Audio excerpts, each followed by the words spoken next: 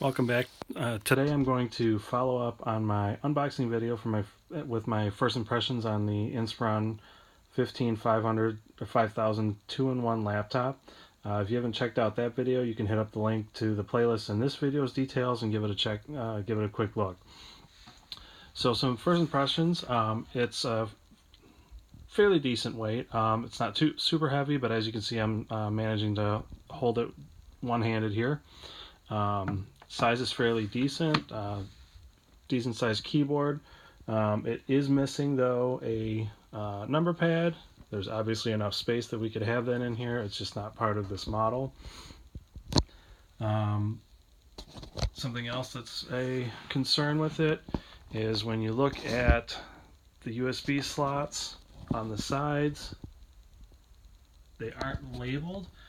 This laptop currently has a USB 2.0, a USB 3.0, and a USB 3.0 with PowerShare. It would be nice if there was some type of color coding or something to label them so that you could tell which one is which. I guess you could manually do that yourself, but so it's not completely terrible. Now we're going to fire it up here and checking the counter on my phone here for the timer, see what our startup time is.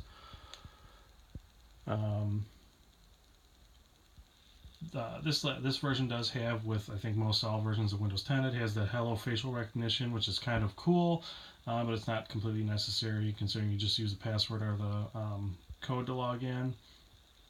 As you can kind of hear,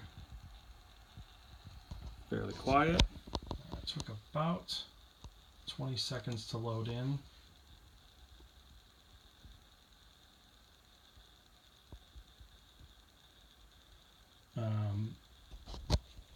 Fairly responsive touchscreen.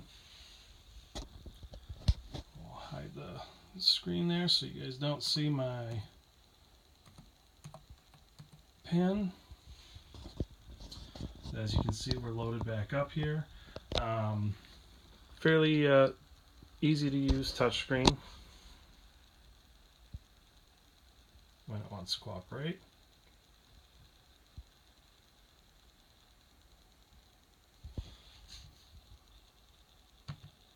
There we go.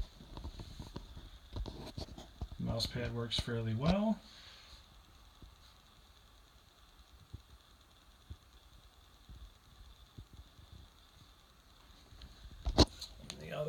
The other thing to take a look at is, as we remember,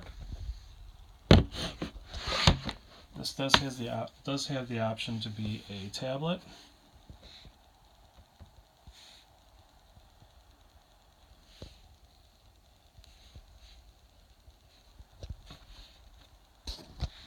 And it does give you the option to go into tablet mode, which would then give us the capabilities to run through and should disable the keyboard. So the keyboard is not backlit, so it should be disabled. And as we're turning it, like traditional tablet, it does rotate. So overall, I'd say price and functionality for this laptop works fairly well for me. As I mentioned, a couple issues that they have. One other concern is that it does not have an Ethernet jack. However, with a USB to Ethernet connection, you can actually get that wired in, something that I'm going to have to do for streaming.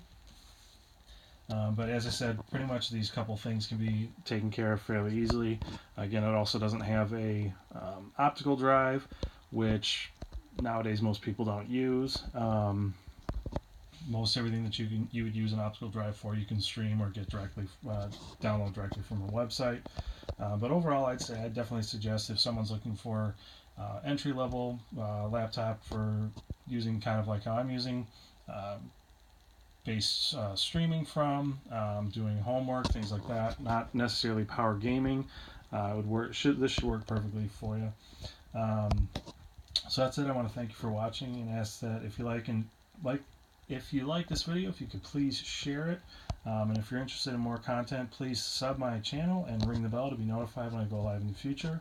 Also, you can check out the details of this video to see where you can find me on social media. Thank you for watching.